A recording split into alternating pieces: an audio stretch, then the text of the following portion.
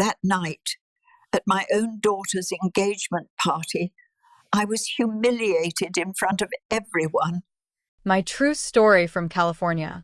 I don't want people to think you're my mother. Don't call me your daughter, just the woman who gave birth to me. Emily's voice cut through the music and laughter like a knife, right there in the middle of her own engagement party. In the backyard, I spent hours cleaning for her. The fairy lights glowed golden above us.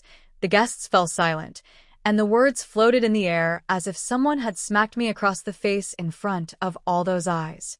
I saw my neighbor's jaw go slack, the florist's smile fade, and my sister-in-law looking down into her drink as if she hoped it might swallow her up. I froze, one hand still clutching the plate of lemon bars I baked that morning, her favorite, or at least they used to be, when she still called me Mama. My fingers trembled so badly that a lemon bar slipped onto the grass. I stood there, foolish and exposed, feeling the heat in my cheeks as the crowd slowly pretended not to notice what had happened. My own daughter wouldn't even look at me. I am 71 years old, and my name is Lila Mae Turner. For most of my life, I've lived quietly in the same little yellow house on Sycamore Avenue. I was a librarian at Pacific Grove Elementary for nearly 40 years. People used to call me the book lady. Maybe I was always a little too quiet, a little too gentle for this world. But after I lost Emily's father, my Bill, when she was only 5 years old, there wasn't time to fall apart.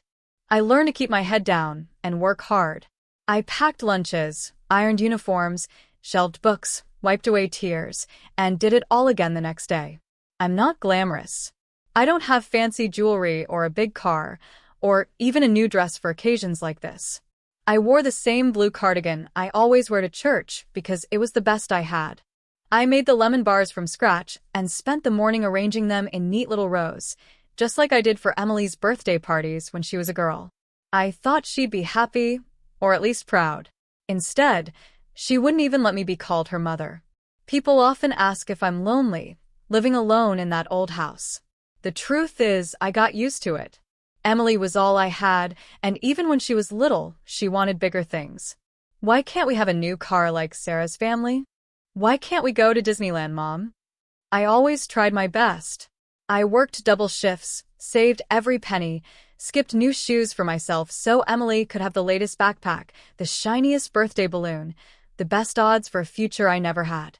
I always thought it would be enough. I always believed, in that stubborn way mothers do, that if I just loved her a little harder, tried a little more, one day she'd see it. She'd remember the sacrifices, the way I went without, the nights I sat by her bed when she had nightmares, the times I told her stories until she drifted off, clutching my finger with her tiny hand. But life isn't like the stories in my library. There's no guarantee of a happy ending just because you deserve one. After Emily left for college, she hardly called. The little girl who used to beg for one more bedtime story became the young woman who texted only on holidays. She went to UCLA on scholarships and part-time jobs, determined to prove she didn't need me. Still, I mailed her care packages, cookies, knitted socks, a photo of Bill in his old Giants cap. Sometimes she'd send a thank you. Most times, silence. Over the years, Emily found success. She became a lawyer, bought a shiny red car, and started dating David, a real estate broker from Newport Beach. I met him once before the engagement party, polite, a little distracted, the type who shakes your hand but forgets your name before you let go. I remember when Emily told me they were engaged. She called late at night, her voice clipped and businesslike. David proposed. We're getting married in June. I need you to help with the party, but please, Mom, nothing old-fashioned, okay? And can you try not to embarrass me in front of David's parents? I swallowed the hurt and said, Of course, honey. Whatever you need. I told myself I'd do anything to make her happy.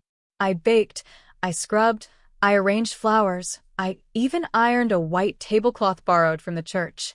I worked until my hands ached, thinking about how proud Bill would be to see his little girl getting married.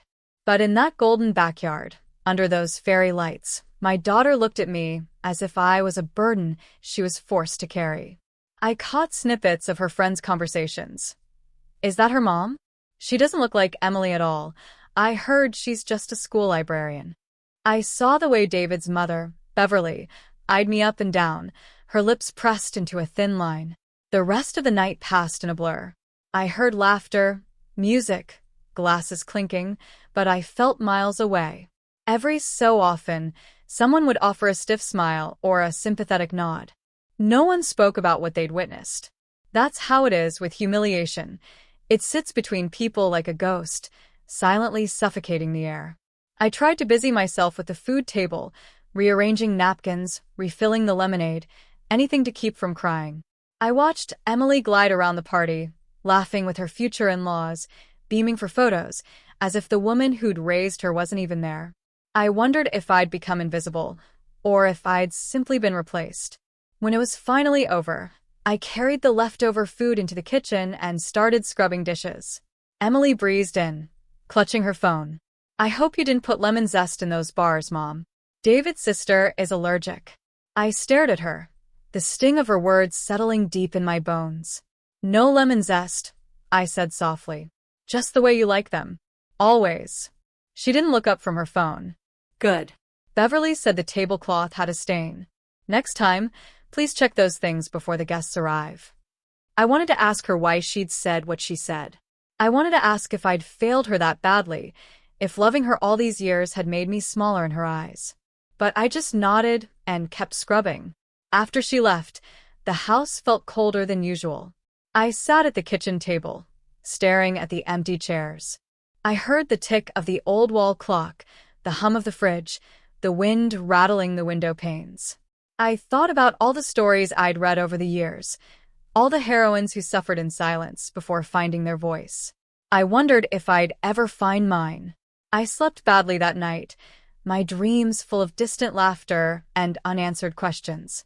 The next morning, I woke to a sink full of dirty dishes and a heart full of regret. I opened the curtains to let in the sun, hoping daylight would chase away the sadness, but it clung to me like a shadow. I made tea, poured myself a cup, and sat in the garden. The roses I'd planted after Bill died were blooming, pale pink, almost fragile. I thought about how flowers grow back even after the coldest winter, how they never complain, never ask for thanks. They just keep reaching for the sun, quiet and persistent. All day, I replayed Emily's words in my mind. "Don't call me your daughter, just the woman who gave birth to me." I tried to remember the last time she'd hugged me, the last time she'd laughed at one of my stories, the last time she'd called me Mom, without a hint of embarrassment. I couldn't. The memories slipped through my fingers like water. I spent the week preparing for the wedding. Emily sent lists, more flowers, a new dress, and please, no speeches. She was getting married at St. Mary's, the same church where I married Bill. I bought a pale blue dress from the thrift store and hemmed it myself, careful to hide the stitches, so no one would notice. The night before the wedding, I sat in my old rocking chair, sewing a small white handkerchief with Emily's initials. I wanted to give it to her on her wedding day, something old, something borrowed, something made with love. I remembered how she used to sit beside me, asking a million questions about the stories in my books. "Tell me about the princess who lost everything and got it all back," she'd say. I wondered if she remembered that girl, or if she'd left her behind with the rest of our past. At the rehearsal dinner, Beverly greeted me with a chilly smile. "Emily told us you were a school librarian." How quaint. She poured herself a glass of wine, barely looking at me. David shook my hand, then disappeared to mingle with his friends. I watched Emily flutter around the room, radiant and untouchable, a world away from the little girl who used to hold my hand in crowded places. After dinner, I found myself standing alone by the window, watching the moonlight spill across the lawn. Emily approached, her face carefully composed. "Mom, about the party, can you please just not do anything to make a scene at the wedding? I want everything to be perfect. Just stay in the background, okay?" Her words stung, but I nodded. "Of course, Emily. I'll be quiet. I promise." As I left the venue, I caught sight of myself in a mirrored hallway. I looked older than I remembered. My hair was thinner, my posture more stooped. I thought about all the years I'd spent shrinking myself, trying to make Emily's world brighter at the cost of dimming my own. That night, I sat on my porch with a blanket around my shoulders, listening to the distant sound of waves crashing on the shore. I thought about the stories I loved most, the ones where the quiet, overlooked woman finally stands up, not with shouting or anger, but with gentle, steady resolve. The ones where revenge is a whisper, not a scream. I decided, right then, that I wouldn't let Emily erase me from her story. I wouldn't let my love be mistaken for weakness, my silence for surrender. I would show her, not with anger or tears, but with the truth, no matter how much it hurt. And so, as the sun rose over Sycamore Avenue, I began to make my quiet plans. Not to ruin Emily's wedding, but to show everyone, including her, that a mother's strength doesn't come from shouting the loudest.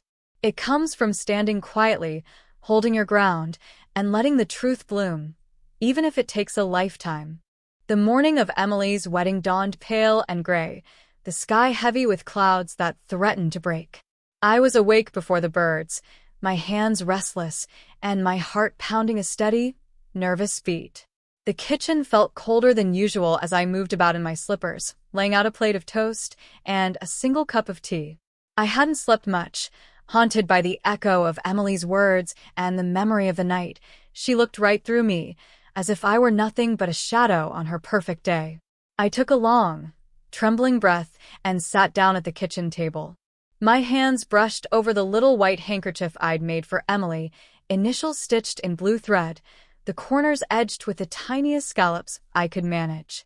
It was the same kind of handkerchief my own mother made for me when I was a bride, a small, quiet token of love meant to catch happy tears. I had hoped it would mean something. I wondered now if I should even bother to give it to her. I was still lost in thought when my phone buzzed across the table.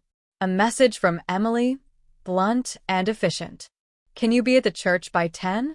David's mom wants the family photo done before the guests arrive. Wear the blue dress I told you about. Don't bring anything extra. No good morning, no love you, just instructions. Always instructions." I made myself another cup of tea, this time adding a little honey the way Bill used to like it. I sat in the quiet, letting the warmth seep into my hands, and tried to steady my nerves. In the garden, the roses were heavy with dew. I remembered Bill's gentle voice, telling me after one of Emily's tantrums, "Let her run wild, Lila. She'll find her way home." I wasn't sure anymore. Maybe some children never do. After breakfast, I put on the pale blue dress, carefully pressed the night before, and pinned my mother's old cameo to the collar. I looked in the mirror and almost didn't recognize myself. My hair was thinner, my face lined, my eyes a little red from lack of sleep. But there was a steadiness there too, a quiet strength I hadn't seen in a long time. I took one last look around the house, picked up my little handkerchief, and left. At the church, Beverly was already barking orders, her heels clicking on the stone floor like a metronome. "Over here, Lila." "No, not by the flowers. The photographer wants you on the end." "That's better." She glanced at me, then away, barely hiding her disapproval. David's family filled the pews, sisters, aunts, uncles, a crowd of well-dressed strangers who looked past me as if I were part of the scenery. Emily was at the altar, her dress a froth of white tulle, laughing with her bridesmaids. When she saw me, she hesitated for half a second, then plastered on a bright smile and called out, "Oh, there you are. Mom, stand by the organ, please. Beverly wants everyone in place before we do individual shots." I did as I was told. I smiled for the camera, feeling out of place and underdressed, my hands awkwardly at my sides. Beverly hovered near Emily, fussing with her veil, smoothing every wrinkle, arranging every curl. I caught snatches of their conversation. "Your hair looks perfect, darling. Just like I wanted." "Don't worry, I made sure everything's arranged for the reception." Emily nodded, barely glancing my way. "Thanks, Bev. I just wanted it to go smoothly, that's all." I tried to catch Emily's eye, to offer the handkerchief or just a small moment, mother to daughter. But she was swept away by a wave of bridesmaids and laughter, their chatter swirling around me like wind. I heard one of them whisper, "Is that Emily's mom? She doesn't look like her at all. I thought she was like a distant aunt or something." They giggled. I swallowed my pride and turned away. After the photos, I slipped into a pew at the very back of the church. The guests began to arrive, all perfumes and polished shoes, old friends hugging, old gossip rekindled. I watched them fill the seats, watched the sun break through the stained glass and scatter rainbows across the aisle. I remembered my own wedding to Bill, small, simple, just family and a cake from the corner bakery. No drama, no show, just two people who loved each other and wanted to share it with the world. As the organist began to play, I clutched the little handkerchief in my fist, willing myself not to cry. The doors opened, and Emily appeared on her uncle's arm, radiant and poised, the picture of the perfect bride. I saw Beverly dab her own eyes, leaning into David's father, a smug smile on her lips. The ceremony passed in a blur. Vows, rings, a kiss, applause. I blinked back tears, but not for the reason anyone thought. It was like watching a play where I didn't belong, where my role had been cut at the last minute. I watched my daughter slip away, further and further, until all I had left were memories and regret. Afterward, at the reception, I hovered at the edge of the crowd, ignored by most and politely dismissed by the rest. Emily and David were surrounded by friends, posing for photos, laughing at toasts. Beverly orchestrated everything with the precision of a general, making sure her family was front and center.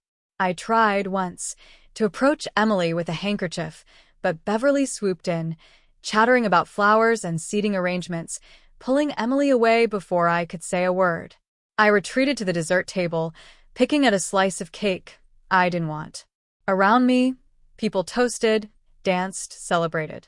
No one noticed the old woman in blue, standing quietly in the corner, clutching a handkerchief she would never give away. Late in the evening, as the party swelled and the music grew louder, I slipped out the back door and wandered into the garden. The night air was cool, the roses heavy with scent. I sat on a stone bench and let the quiet fill me up. For a while, I listened to the laughter and music drifting through the open windows. I thought about all the times I'd comforted Emily in the dark, all the dreams I'd set aside, so she could chase hers. I took a shaky breath and whispered, "This isn't the end, Lila. This is the beginning. You have more to say." I let the handkerchief rest in my lap, my fingers tracing the initials. I thought about silence, how it can hurt, but also how it can protect. I thought about all the stories I'd kept locked away, all the truths I'd never spoken, all the times I let others take the credit, the spotlight, the love. But now, something inside me shifted. I realized that being quiet didn't mean I was powerless. It meant I was waiting for the right moment to let the truth bloom, slowly, quietly, until it was impossible to ignore. As the party wound down, I slipped back inside, gathered my coat, and made my way toward the exit. Emily saw me then, her face flushed with champagne and excitement. "Leaving already?" she asked, her voice barely above a whisper. I smiled, gentle and steady. "Yes, dear. I think I've done all I can today." She hesitated, a flicker of uncertainty crossing her face. For a second, I thought she might hug me, or say thank you, or even just call me Mom. But then Beverly called her from across the room, and the moment was gone. I left the reception hall and stepped out into the cool night. The stars were just beginning to show, scattered like spilled salt across the velvet sky. I walked home slowly, letting the quiet settle over me like a blanket. I thought about Bill, about the life we built, about all the stories that ended in the place they began. When I reached my little house, I locked the door, set the handkerchief on my bedside table, and sat down with a notebook and pen. For the first time in years, I began to write, not stories for children or lists for the grocery, but the truth. My truth. I wrote about Emily, about the sacrifices and the hurt, about the things I wished I'd said, and the things I was still too afraid to say out loud. As I wrote, a sense of calm washed over me. I realized that I didn't need a stage or a microphone to be heard. I only needed to tell my story, even if it was just for myself. And maybe, just maybe, one day Emily would find these words and understand what she'd lost. My voice may be quiet, but it is steady. And sometimes, revenge isn't about shouting from the rooftops. It's about letting the truth speak for itself, softly, persistently, until it can no longer be ignored. And so, in the silent hours before dawn, I began to plan, not for vengeance that screams, but for the kind that whispers and endures, like the roses in my garden that bloom, year after year, no matter how hard the winter tries to break them. The next morning, sunlight crept gently through my curtains, casting soft gold on the faded quilt covering my bed. I lay there for a while, listening to the distant sound of gulls and the quiet ticking of the wall clock. My body ached in ways that were familiar, a reminder of the years spent shelving books, mopping floors, and carrying the weight of someone else's dreams. But my mind was sharper than it had been in ages. Something inside me had awakened, a stubbornness, a quiet resolve. I would not let the world or my own daughter decide that I was invisible. I rose slowly, wrapped my cardigan around my shoulders, and moved into the kitchen. The little handkerchief still sat on my bedside table, untouched. I left it there for now. It was time for something else. For most of my life, I kept my head down. That's what you do when you're a quiet woman in a loud world. You go unnoticed. You make yourself small. People talk around you, over you. They forget you're even there until one day, you show them you were watching all along. After breakfast, I sat at the old oak table and opened my notebook. I wrote everything I remembered about the wedding, the way Emily's friends glanced at me, the way Beverly arranged the flowers to match her own dress, the way David's family treated me like a prop, a placeholder for a real mother. My hands trembled as I wrote, but I didn't stop. I wrote about the times Emily had come home late, drunk and angry at the world, and how I'd stayed up to hold her hair and fetch her water. I wrote about the college applications I'd filled out for her, the nights I'd walked home in the rain because I couldn't afford a cab, the afternoons I'd spent sewing dresses from old sheets because we couldn't buy new. I wrote about love, the kind that stays even when it's pushed away, the kind that remains silent out of fear of being a burden. And I wrote about pain, the sharp sting of being told I was just the woman who gave birth to her. I poured it all onto the page, every memory, every small kindness, every heartbreak. The words didn't heal me, not yet, but they made me feel seen, if only by myself.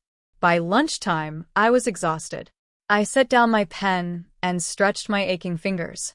I opened the curtains wide, letting the bright California sun flood my little kitchen. The roses outside were blooming, soft pink and determined. I thought of my mother, who used to say, "Lila, we're not here to be noticed. We're here to notice everything." Maybe that was a kind of power, too. My phone rang, breaking my reverie. It was my neighbor, Helen, from down the street. "Lila, dear, I just wanted to check in. I saw you leave the reception early. Everything all right?" I hesitated, as I always did, before sharing the truth. "I'm fine, Helen. Just tired, that's all." She clicked her tongue. "I heard what happened at the party. People talk, you know. I think you handled it with grace. Don't let anyone tell you otherwise." "Thank you," I said softly and meant it. After the call, I sat in silence for a while, letting Helen's words settle over me like a warm blanket. Maybe people were watching. Maybe my story mattered more than I thought. Later that afternoon, I walked to the library for the first time since retiring. The smell of old paper and dust greeted me at the door. Mrs. Chun, the new librarian, smiled in surprise. "Lila, it's been too long. Can I help you find something?" "Just browsing," I said, wandering through the stacks. I found myself drawn to the memoirs, the stories of women who had been overlooked, underestimated, pushed aside. I checked out a stack of them and walked home with my arms full, my heart a little lighter. That evening, as the sun set in streaks of orange and pink, I sat on my porch and read stories of survival, resilience, and quiet triumph. I took notes in my notebook, phrases that struck me, ideas for how I might tell my own story one day, maybe for the local paper or a community group.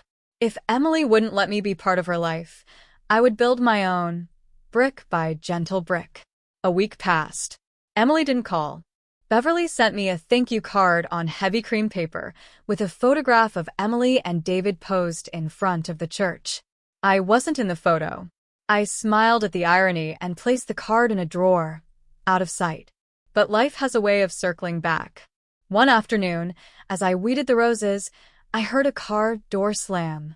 Emily was there, standing at the curb, sunglasses hiding her eyes, arms crossed over her chest. She didn't look happy. "Mom, can we talk?" Her voice was tight, brittle. I wiped my hands on my apron and nodded, leading her inside. We sat at the kitchen table, the silence stretching between us. She took off her sunglasses, revealing tired, red-rimmed eyes. "I need your help." I raised an eyebrow, waiting. She fidgeted. "David and I are having some problems. Beverly thinks we should see a counselor, but I just need someone to talk to. Someone who gets it." A wave of old tenderness washed over me, mixed with bitterness. All those years she needed me only when things were falling apart. But I said nothing, just poured her some tea. We sat together in silence, the way we used to when she was a child and didn't have words for her pain. Finally, she looked up at me, eyes shimmering. "I'm sorry about what I said at the party. I didn't want to seem weak. I wanted to fit in with David's family." I nodded slowly. "You don't have to be anyone but yourself, Emily." She sniffled. "I know. Sometimes I forget who that is." I reached across the table, took her hand in mine, and squeezed it gently. "You're still my daughter, no matter what you say. And I'm still your mother. That's not something you can erase with a sentence at a party." We sat like that for a long time, the air between us heavy with things unsaid. Finally, Emily stood to leave, promising to call soon. I watched her go, a familiar ache in my chest. I wondered if she meant it this time. After she left, I returned to my notebook, my resolve even stronger. Emily's apology was a start, but it wasn't enough. She needed to learn that words have consequences, that the quiet people in the room are the ones you should never underestimate. That evening, as I watered the roses, I made my decision. I would attend the next community meeting at church, the one where everyone shares their stories. I would tell mine. I would speak my truth, not to shame Emily, but to show her and everyone else that silence does not mean weakness. As the stars rose over California, I felt something inside me shift. I was not just the woman who gave birth to a daughter who forgot me at her wedding. I was Lila Mae Turner, and my story was only just beginning. The revenge I planned would be gentle, honest, and unforgettable, a whisper that would echo long after the shouting had faded. And so, with the scent of roses in the air and my heart beating steady and strong, I began to write the first lines of the story I would finally share with the world. A few days after Emily's surprise visit, I found myself standing in the front hall, holding the flyer for the Community Voices Night at St. Mary's like it was a passport to another country. The church basement, with its smell of coffee and old hymnals, had always been a safe place for people to share secrets too heavy for the dinner table. I had sat through 100 stories over the years, tales of lost jobs, lost loves, lost faith, and always listened, never spoke. I told myself my life was too quiet, too ordinary to matter. But now, after everything Emily had said and done, I felt the weight of my own story building inside me, demanding release. That evening, as twilight slipped across the roof lines and the roses cast blue shadows on the lawn, I pulled my best cardigan from the closet. I wore my mother's cameo at the neck, like armor, and pinned the tiny handkerchief, Emily's initials on its corner, inside my sleeve. I brushed my hair, studied my face in the mirror, and saw not just age, but experience. Every line a memory, every crease a lesson in patience. I took a deep breath, locked the house, and walked the 3 blocks to St. Mary's with my head held high. Inside, the hall was already filling with neighbors. Helen waved from the coffee urn, her eyes bright. I spotted Mrs. Chun from the library, and the mailman whose name I always forgot, and the pastor's wife with her notepad ready to scribble encouragements. The folding chairs were set in a loose circle. There was no stage, just a wooden podium near the window, framed by ivy and dust motes. Helen pressed a cup of weak coffee into my hand. You going to share tonight, Lila? You always listen so kindly. Maybe it's your turn. My voice shook. Maybe it is. As the meeting began, people shared their usual tales. A son off to college, a mother's slow decline, a job lost, a dog found. I listened, nodding, letting their stories settle over me. When the pastor called for one more voice before we close, I surprised myself by standing up. For a moment, I thought my legs might give out, but I felt the cool linen of the handkerchief pressed to my wrist and remembered why I was here. I stepped to the podium, hands shaking, and began. My name is Lila Mae Turner. Most of you know me as the old librarian or the lady with the roses. I have a daughter, Emily, who just got married. My voice trembled, but I kept going. At her engagement party, she told me not to call her my daughter. She said I was just the woman who gave birth to her. A sharp breath sucked the air from the room. Helen put her hand over her mouth. I pressed on, my words gathering strength. I have been invisible for a long time, at home, at work, even in my own family. But I want you all to know that silence is not surrender. Sometimes, the quietest people have the most to say. I looked up and caught Mrs. Chen's gaze, her eyes shimmering. I spent my life making things easier for others. I worked, I cooked, I sacrificed, and I asked for very little. I made sure Emily had everything I never did. And still, when it mattered most, I was erased. I paused, feeling the old ache rise, but I didn't let it stop me. We think that if we're patient, if we stay quiet, people will see us for who we are. But sometimes we have to speak, even if our voices shake. That's why I'm here tonight. Not to ask for pity, but to remind all of you, especially anyone who's ever felt overlooked, that your story matters. Your love matters. And being quiet doesn't mean you are weak. For a heartbeat, no one moved. Then Helen started to clap. It was soft at first, then the others joined in, gentle applause that wrapped around me like sunlight. I felt taller, lighter, as if something heavy had slipped off my shoulders.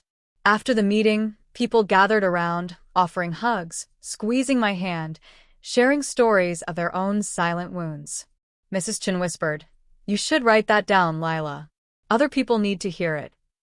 The pastor's wife wiped her eyes. Even the mailman, whose name I suddenly remembered was Pete, told me his mother had felt the same when he was a boy. I walked home that night under a sky so clear I could count every star.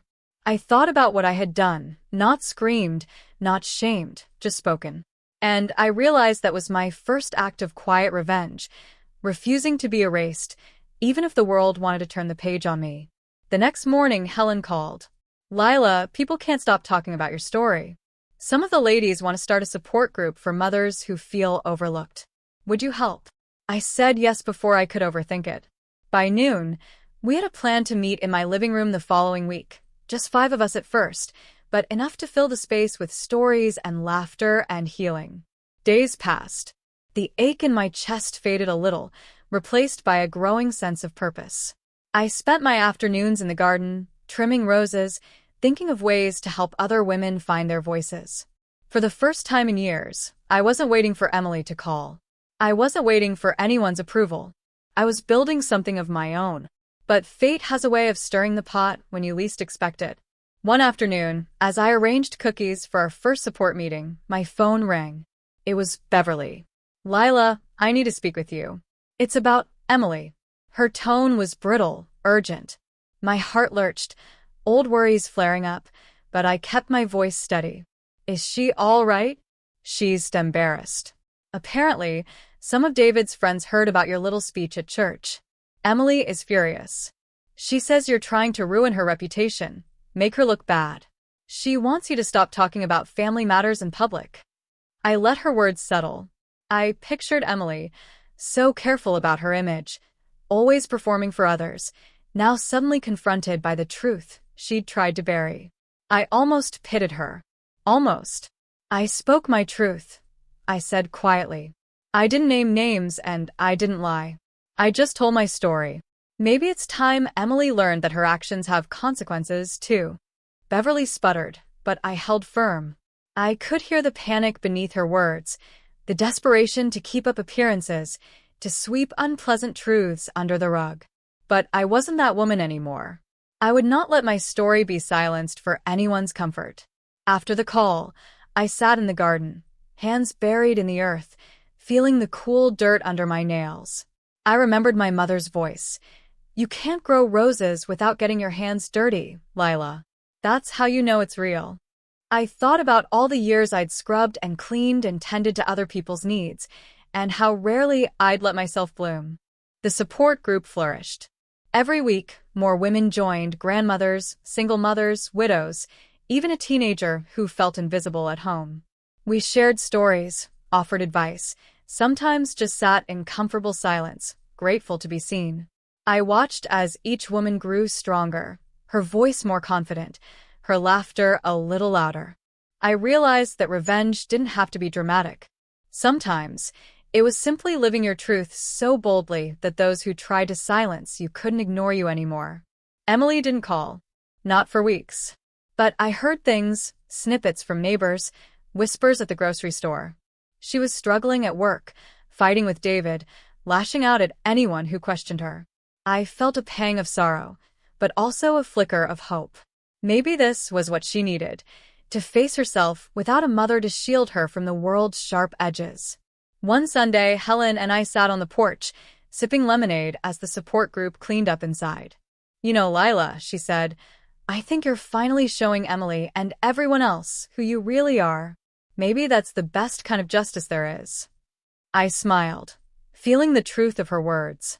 My story was out in the world now, blooming like my roses, quiet, persistent, impossible to ignore. As the sun dipped low and the women's laughter echoed through my little house, I realized that the best revenge was not bitterness, but resilience. It was teaching the world that silence is not the absence of power, but the presence of patience. That being overlooked can be the beginning, not the end. I was no longer waiting to be noticed. I was living my life and letting my story grow, one whispered truth at a time. The summer light grew long and golden as the weeks went by, the shadows stretching across my little garden, and the roses blooming in flushes of pink and red, almost as if they knew something had shifted in the soil. Inside my home, laughter replaced old loneliness.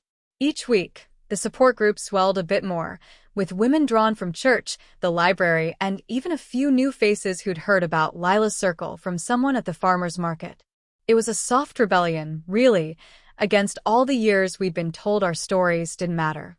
I watched the women settle into my armchairs, passing plates of cookies and pouring tea, their conversations growing bolder, their heads held higher. It was as if by simply gathering, we were making ourselves visible again. Still, I found myself glancing at the phone most mornings. Old habits die hard. I'd pretend I was just checking the weather or making sure the battery hadn't run down, but what I was really waiting for was Emily's name to flash on the screen. She didn't call. Not for a long time. Instead, Beverly called twice more, her voice pinched and urgent, always circling back to one thing. "Emily wants you to stop. She's embarrassed. People are talking. Just please, Lila, let it go. Let it go." As if shame was something you could put down like an old purse and forget about. As if the words my daughter had thrown at me in front of 100 people were just unfortunate, something to sweep under the rug. But shame, I'd learned, is sticky. It clings, it follows you into every room, it stains every good memory until you scrub and finally decide you'll just live with it. I decided I would not let my daughter's shame be my own any longer. I would not let Beverly or David or anyone else talk me out of my own story. I kept going. Each week, another mother or grandmother arrived at my door, some with tears, some with laughter, but all carrying the same quiet ache. I could see it in their shoulders, hear it in the way their voices dropped when they talked about being dismissed, erased, or told to just move on. We didn't move on. We grew roots. By mid-July, something changed. One afternoon, Helen brought a young woman named Carmen to our meeting. Carmen was no older than Emily, maybe 28, with deep brown eyes and a nervous way of twisting her hair when she spoke. She told us how her own mother had died young, how her stepmother never let her forget she was an outsider, how she'd been made to feel less than for as long as she could remember. When Carmen finished, the room was quiet. Then I reached out and took her hand in both of mine. "You belong here," I said softly. "We all do." It was then that I realized the revenge I had imagined, standing up at Emily's wedding, shouting the truth, or exposing her cruelty for all to see, had already taken another form. By sharing my story, by refusing to stay silent, I had begun to chip away at the walls that separated women like me from the world. We didn't need to scream to be heard. We just needed to speak, again and again, until the truth rang out like a bell. Meanwhile, life in the neighborhood moved on. The mailman waved, Mrs. Chen from the library brought over a rhubarb pie, and Helen left roses on my doorstep when I wasn't looking. Still, the undercurrent of gossip about my public confession at church flowed everywhere. Some people stopped me in the street, offering a sympathetic smile or a quiet thank you. Others looked away, uncomfortable, as if my pain was contagious. One Monday morning, I received a letter in the mail, thick cream paper, Emily's handwriting on the envelope. My hands shook as I opened it, half hoping for an apology, half bracing for another scolding. The letter inside was short. Mom, I don't know what you're hoping to accomplish with all this. David's family is upset. I'm tired of being the center of gossip. I need space. Please stop telling people your version of things. It's hurting me. I'm not coming by for a while. don't contact me. Emily. I sat at the kitchen table for a long time after reading those words. The house felt small, the silence pressing in. For a few minutes, I let myself cry, not loud, just the slow, steady tears of someone who has already lost what matters most. Then I folded the letter carefully, slipped it into a drawer with Beverly's card, and stood up. I brewed a fresh pot of tea, opened all the windows to let the air in, and went outside to tend the roses. The support group met that afternoon. We laughed. We cried. We told stories that would never make the newspapers but meant everything to us. Carmen brought homemade bread, Helen brought her old wedding album, and I read aloud a poem I'd written about quiet strength. When the meeting ended, no one rushed to leave. They lingered in my garden, sipping the last of the tea, watching the light change. After everyone was gone, I sat alone in the twilight, listening to the birds settling for the night. For the first time in years, I felt a sense of peace, not because things were perfect, not because Emily had changed, but because I had. I was no longer waiting for someone else to tell me I mattered. A week later, the local newspaper called. The reporter, a young woman named Rachel, said she'd heard about our support group. People say it started because of a story you shared at church. Would you be willing to talk with me? My first instinct was to say no. I could almost hear Emily's voice. You're making a scene. Stop embarrassing me. But then I thought about Carmen and Helen and all the women who'd found their voices because one person decided not to be silent. Yes, I said quietly. I'll talk to you. But only if you promise to tell the whole truth. Not just about me, but about all the women who sit in quiet rooms, thinking their stories don't matter. Rachel agreed. She came by the next day with a little notebook and a camera. We sat on the porch in the sun while I told her about growing up poor, about losing Bill, about raising Emily alone, and working in a library, about being invisible. I told her about the engagement party, about the words that started it all, about the day I realized that revenge could be as gentle as a rose blooming in the dark. Rachel listened, really listened, her pen scratching quietly. When she finished, she asked if she could take my picture. I hesitated, smoothing my hair, straightening my cardigan. Then I nodded. Do you want to hold anything in the photo? She asked. I thought for a moment, then went inside and brought out the handkerchief I'd made for Emily, initials bright blue, against the white cloth. I held it in my lap, the fabric soft in my hands. Rachel snapped the picture as the sun set behind me, lighting the roses at my feet. When the article appeared in the Sunday paper, it was titled The Woman Who Would Not Be Erased, Quiet Strength Blooms in Pacific Grove. There was my face on the front page, the handkerchief in my lap, the story of our group and all the women who'd found their voices woven in gentle, honest words. I heard from neighbors, old friends, even strangers in town. Some sent cards, others left flowers at my gate. A few even knocked on my door, asking if they could join us next week. Beverly called, once more, her voice tight. "You had no right. You've humiliated Emily." "No," I said, my voice calm and clear. I told the truth. Maybe it's time Emily learned the difference. After that, the phone was quiet. For the first time in my life, I welcomed the silence. I sat in the garden that evening, the newspaper folded beside me, the handkerchief soft in my palm. The roses glowed in the fading light, their petals open, brave and unashamed. I realized that my revenge had never been about hurting Emily or her new family. It was about refusing to be invisible, about showing every woman who'd ever been pushed aside, erased, or told to let it go, that their voice matters, that their silence is not weakness, but the quiet gathering of strength before the bloom. And so, as the stars blinked awake above the old sycamore tree, I whispered a promise to myself and to all those who would listen. I will not be silent. I will not be erased. My story will bloom, and so will I. Summer waned, and the story in the Sunday paper seemed to hang in the town's air like the scent of my roses, soft at first, then impossible to ignore. For days, I could hardly step outside without someone stopping me, at the grocer, at the library, on my evening walk along Sycamore Avenue. Women, young and old, reached for my hand. "You spoke for me, Lila," one whispered, eyes shining. I thought I was the only one. Even men, gruff and awkward, nodded their respect. "My mother was like you," an old neighbor admitted. "I wish I'd listened to her more." But where some hearts opened, others hardened. I noticed glances from Beverly's circle at church, their whispers like nettles.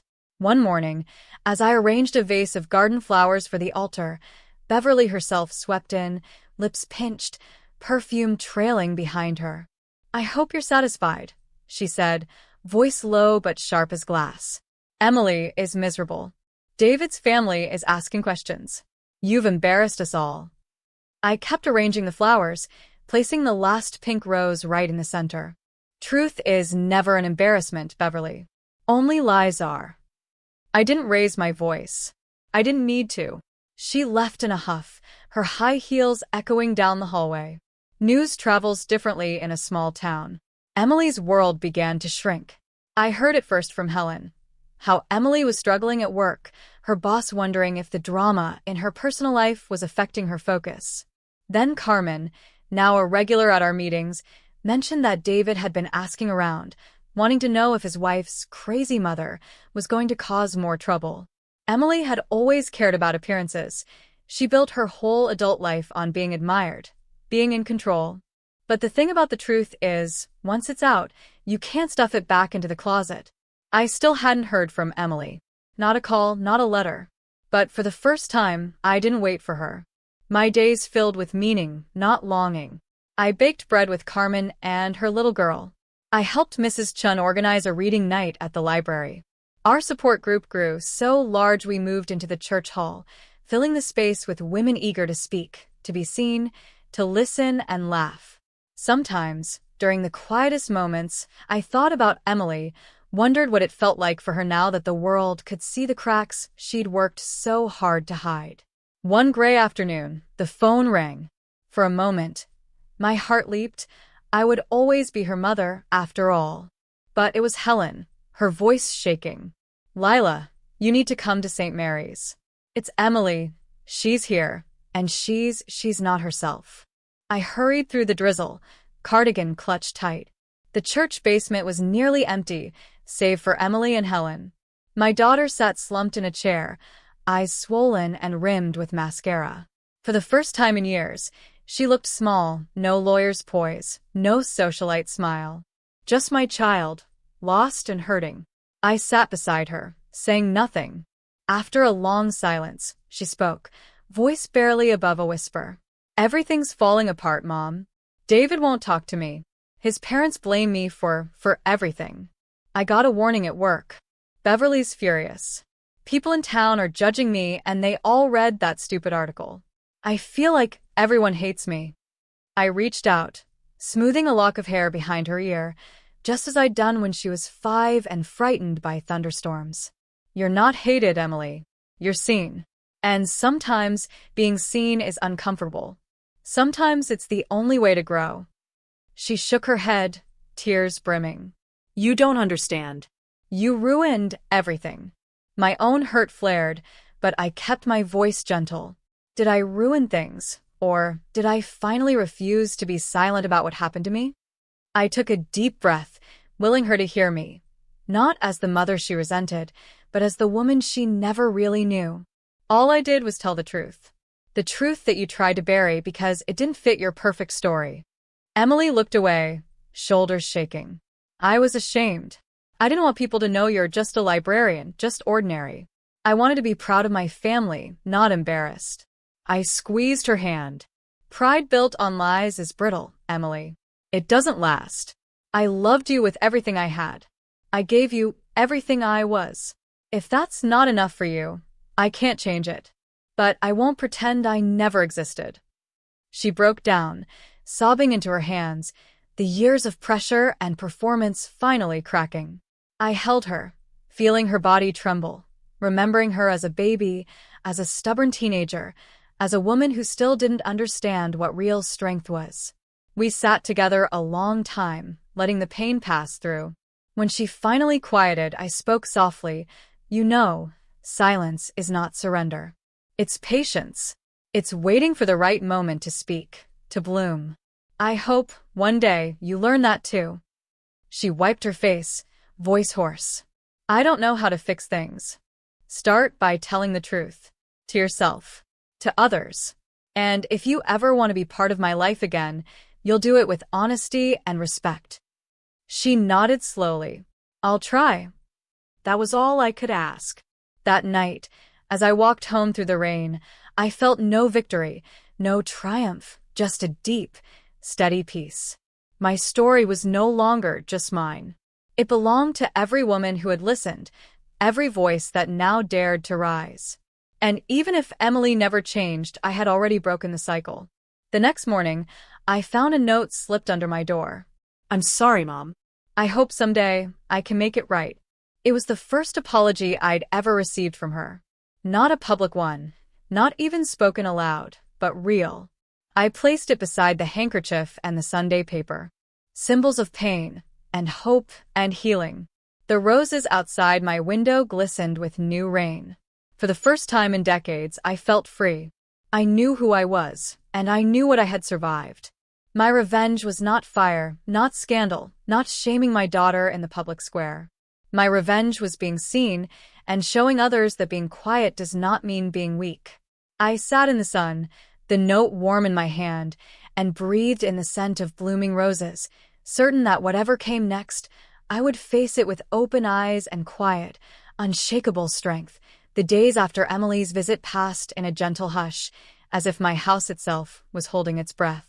The note she'd left, a single line of apology in her familiar hand, rested on my kitchen table beside the old handkerchief, anchors from 2 different storms. I looked at them each morning, reminding myself not to hope too much. Years of silence can't be undone in a single moment. But it was something, a thread of truth where there had been nothing but old wounds and polite lies. The town, meanwhile, continued to ripple from the Sunday story. More women than ever arrived at our weekly gatherings, filling my living room and, sometimes, even spilling onto the porch. There were grandmothers with brittle voices, daughters who'd left home and come back bruised by life, and women who'd spent their best years holding families together only to be told they'd done nothing special. They brought homemade bread, old photographs, stories pressed flat by years of being unspoken. Each time someone new entered, I greeted her by name and made space at the table. There's room for every kind of silence, I'd learned, and every kind of voice. With each meeting, I saw a change in the women around me. The laughter was freer, the stories bolder, the tears less apologetic. I watched as Helen, who'd once whispered her troubles, stood up and read a poem about her mother's hands. I saw Carmen organize a carpool so women with no rides could still come. Even Mrs. Chun, shy and private, began teaching the younger ones how to sew. It was not dramatic, not the sort of revolution you see in movies, but it was real, a quiet rebellion against invisibility. Yet, in the back of my mind, I wondered what the cost would be for Emily. I heard bits of news from the church choir, from the grocery, from neighbors whose curiosity was sharper than their kindness. David's family had pulled back. Emily had taken a leave from her job. Even Beverly, so quick to manage everyone else's story, had gone silent. I wondered if Emily was hiding in her apartment, ashamed, angry, or simply lost. One Thursday, as I was sweeping the porch, the phone rang again. It was Rachel, the reporter who'd written my story.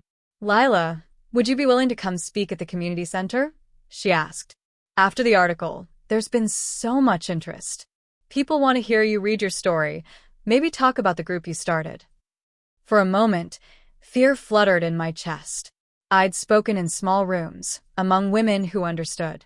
But this would be different, public, uncertain, maybe even hostile. Still, I remembered my promise to myself. I will not be silent. I will not be erased. "I'll do it," I said. My voice sounded stronger than I felt. The night of the event, the community center glowed with lamplight.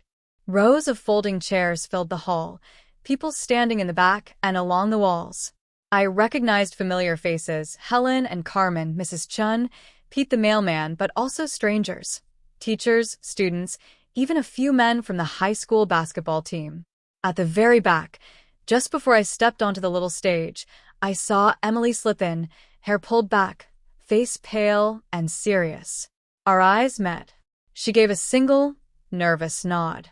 Rachel introduced me, her words kind but brief. I stood at the podium, the little handkerchief tucked in my palm, and looked out at the crowd. I used to think my story didn't matter. I began, that being quiet meant I was weak or invisible. But silence is not surrender. It's strength waiting for the right moment. I told them about the engagement party, the words that sliced through me, the way shame can settle in your bones and make you doubt your own worth. I told them how I found healing, not by shouting, but by sharing my truth one gentle word at a time. I spoke of my daughter, not to shame her, but to show how even love can go wrong, how we all struggle to forgive and be forgiven. I spoke of every woman who'd ever felt overlooked, every mother whose sacrifices went unrecognized, every quiet soul who built something beautiful and was told it didn't count. When I finished, the room was silent for a moment, then applause swept through the crowd. People rose to their feet, some with tears, others with proud smiles. It was the kind of recognition I'd never expected, and for the first time, I felt the old pain loosen its grip. I was seen, truly seen, and not just by strangers, but by the daughter who had once erased me. Afterward, as people gathered around to talk, I saw Emily waiting at the edge of the crowd. She looked fragile, her shoulders hunched, hands twisting the strap of her purse. When the room emptied, she approached, her voice low. "I heard every word, Mom," she said. "I'm sorry. I don't know if I'll ever be brave like you, but I want to try. I want to start again, if you'll let me." For a long moment, I searched her face, the lines of worry, the hunger for forgiveness.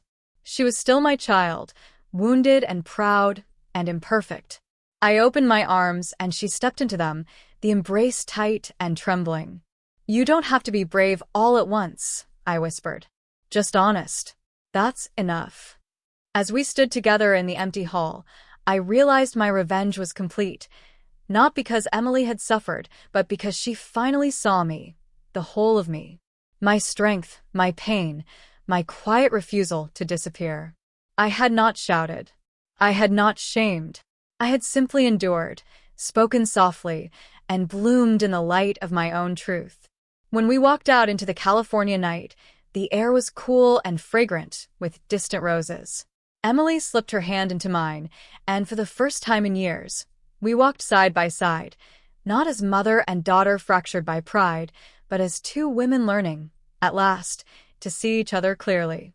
The world would keep spinning, full of gossip and misunderstanding, old wounds and new hope.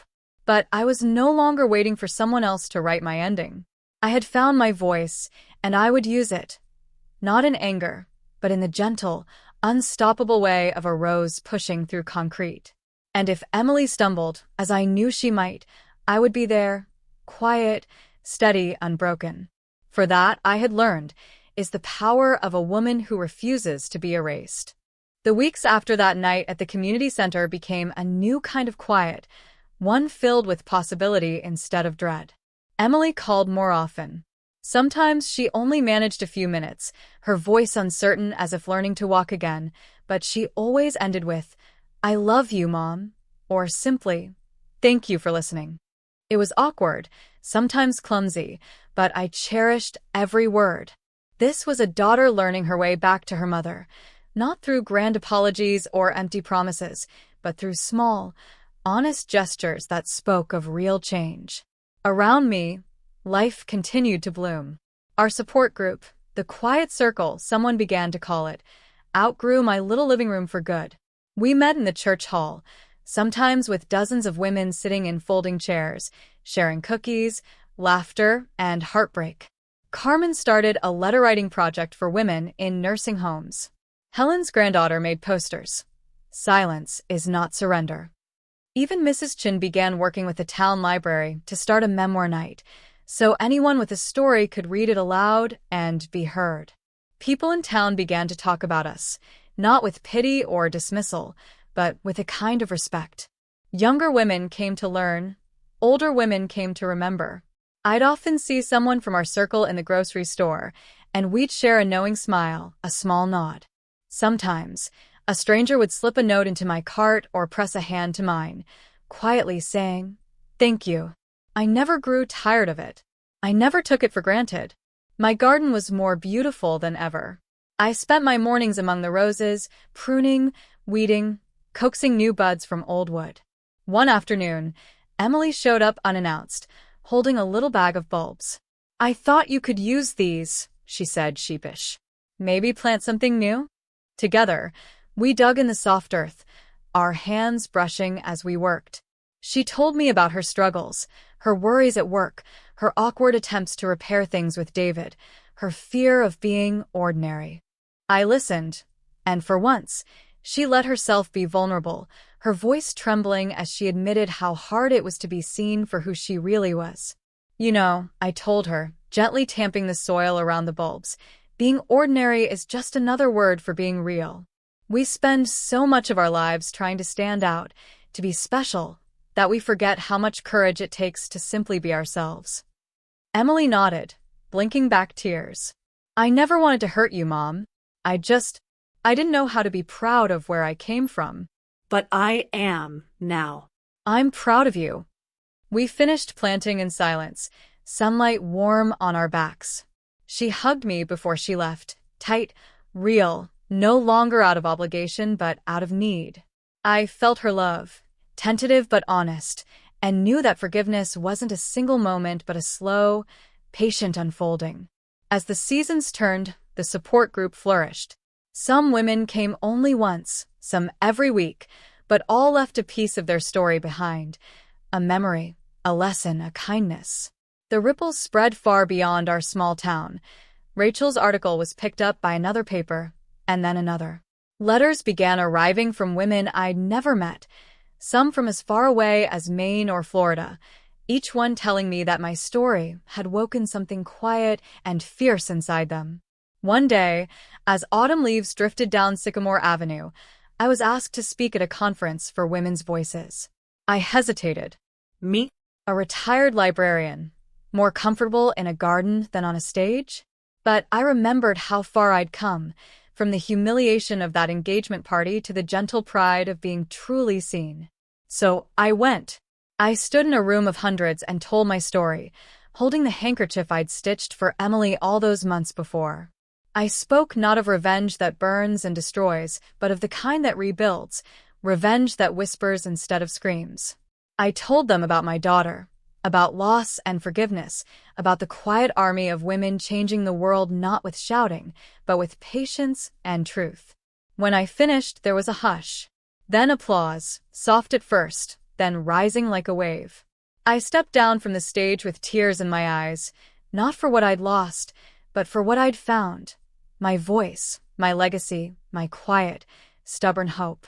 That evening, I returned to my little house, the bulbs Emily and I had planted poking green shoots from the earth. I sat on the porch, wrapped in an old shawl, watching the light fade over the roses. My story wasn't just mine anymore.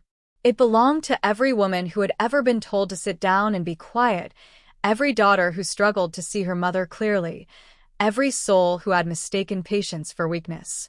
I closed my eyes and breathed in the cool California air, filled with memory and promise. I thought of all the times I'd chosen silence, not because I had nothing to say, but because I was waiting for the right moment. I understood now that age does not mean weakness, that being overlooked is not the same as being forgotten. There is a power in memory, in quiet love, in refusing to disappear. If my story spoke to your heart, if you've ever felt invisible, if you've ever chosen silence because it was safer, please know this: you are not alone. Your story matters. Share it if you can. Listen to others if you cannot. Let your memory be a garden, full of pain, yes, but also full of beauty that no one can take from you. Silence is not surrender. It is the soil in which strength blooms. If you have a story, share it. If my story touched you, I hope you'll carry it forward. And if you're listening tonight, please subscribe, because somewhere out there, another woman is waiting to be seen. Fall settled over California with a gentler hand that year, the air crisp and filled with the scent of dry leaves and ripening apples. The garden, once wild with roses, now glimmered with golden light and the faint hope of new green shoots where Emily and I had planted our bulbs together. It was a quieter beauty, one that did not shout for attention but lingered in every corner, reminding me daily that patience bears fruit in its own time. The quiet circle continued to grow, becoming more than a group. It was now a lifeline, a place where women of all ages came to leave behind what burdened them and to gather up what could make them whole again. The stories shared in that old church hall became their own kind of scripture, and I watched as women who once sat on the edges began to step forward, take risks, laugh, and even cry without shame. Some found courage to return to school. Others left marriages that stifled them. A few even began to write their own memoirs, inspired by the power of a single shared truth. One evening, as the group lingered over tea, Helen set down her cup and said, "Lila, I think we should publish these stories. Not just mine or yours, but everyone's. Let the world see what silence really looks like before and after it's broken." A hush fell. I looked at the circle of women, each with her own hard-won wisdom, and nodded. "Let's do it. We'll gather the stories together. We'll show that being quiet doesn't mean being small." So we began.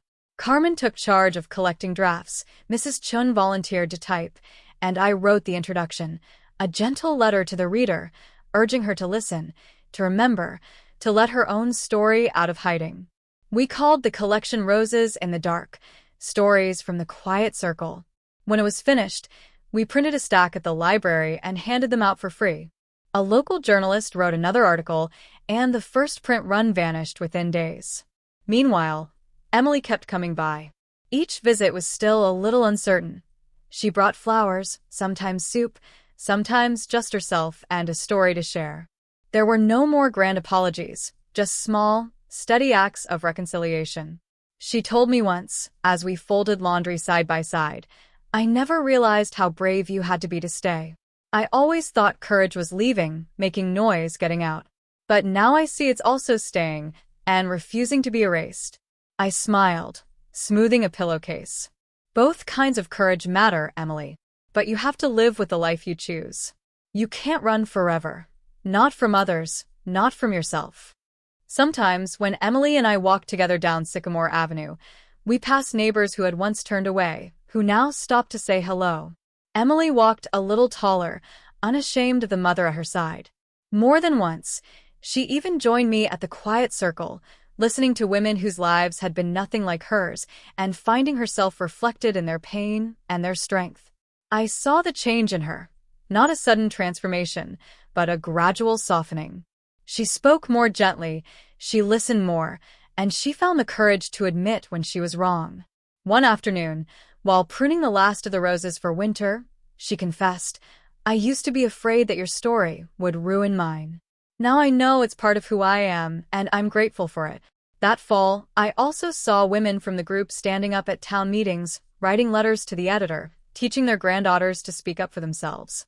A new tradition was born at the library. Every season, we held a memory night, where anyone, man, woman, or child, could share a story. People came from towns over to listen. The silence that once pressed on us was now a kind of music, a pause that made room for everyone's voice. Through all this, I felt the old pain recede.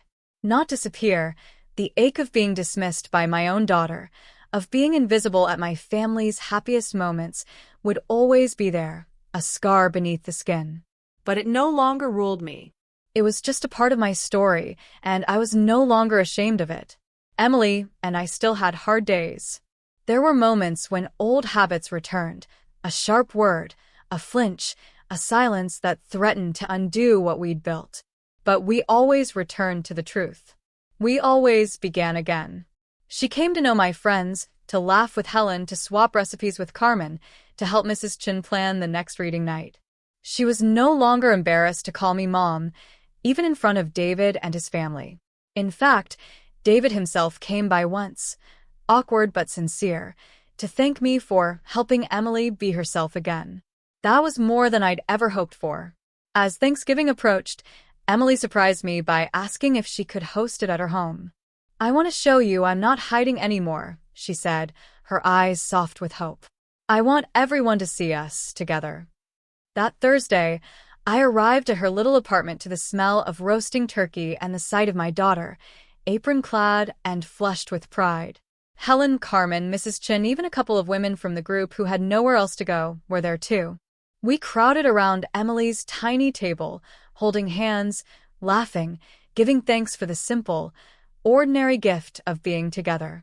As I looked around the room, at my daughter, my friends, the women whose stories had changed the town, I felt a quiet joy swell in my chest.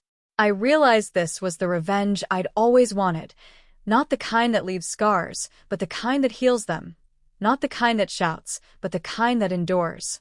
A revenge that whispers instead of screams, its echo carried forward in every life it touches. After the dishes were cleared and the guests had gone home, Emily sat beside me on the couch, a cup of tea in her hand. She leaned her head on my shoulder and said, "Thank you, Mom, for everything, especially for not giving up on me." I wrapped my arm around her and smiled, my heart full of the peace that only comes when silence has finally, at last, been broken. The first true frost touched the roses by my porch, their last petals curling into themselves, a soft farewell to the year. I watched them from my window that morning, hands wrapped around a mug of tea, feeling an odd sense of kinship. Like me, they had weathered storms, been cut back to nothing, and bloomed again, not for applause, but because that is what life asks of those who survive. My little house was never so full as it was now, in this unexpected season of my life. The quiet circle had become more than a gathering. It was a legacy.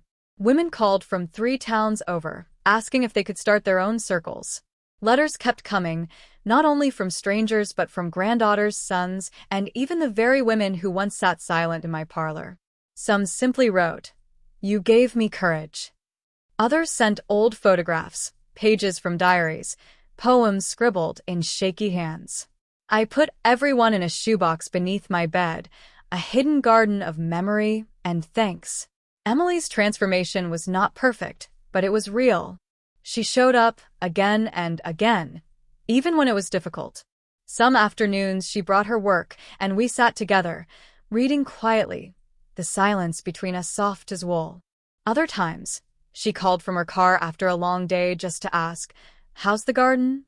or "What's new with the group?" She even began telling her own story, first at our gatherings, later at her work, then in a small but brave way, to her friends.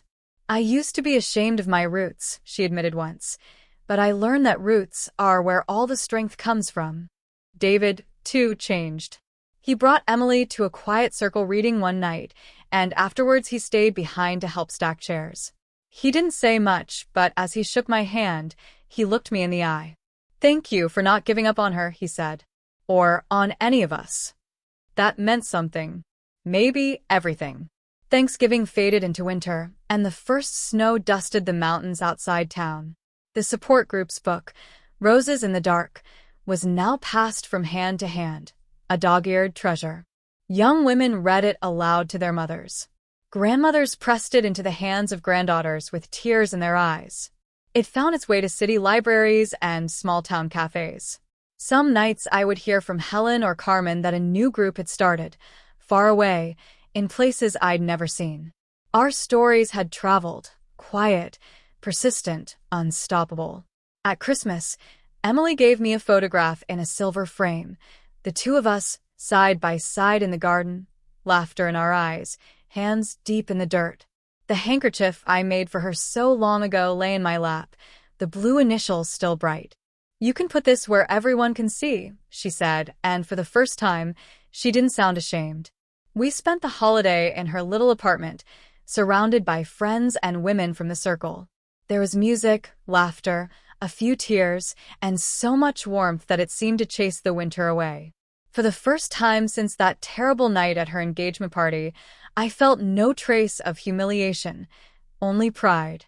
On New Year's Eve, as the world counted down to midnight, Emily and I stood in my garden, bundled in scarves and gloves, watching the sky turn bright with fireworks. She squeezed my hand and whispered, "I love you, Mom. I'm so glad you're my mother."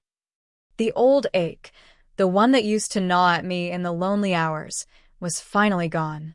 Now, when I look back, I see not a story of bitterness or vengeance, but of memory and quiet, persistent love. My revenge, if you wish to call it that, was never about ruining anyone or winning some noisy battle.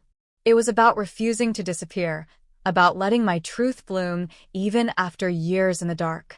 It was about helping others find the courage to speak, to be seen, to belong. There's a lesson here if you're willing to hear it. Silence is not surrender. Age does not mean weakness. Being overlooked is not the same as being unworthy. Sometimes the loudest strength is the one that waits, endures, and blooms in its own time. So if my story touched you, if you have ever been the quiet one, or the overlooked, or the one who felt small in the shadow of someone else's dream, let this be your invitation.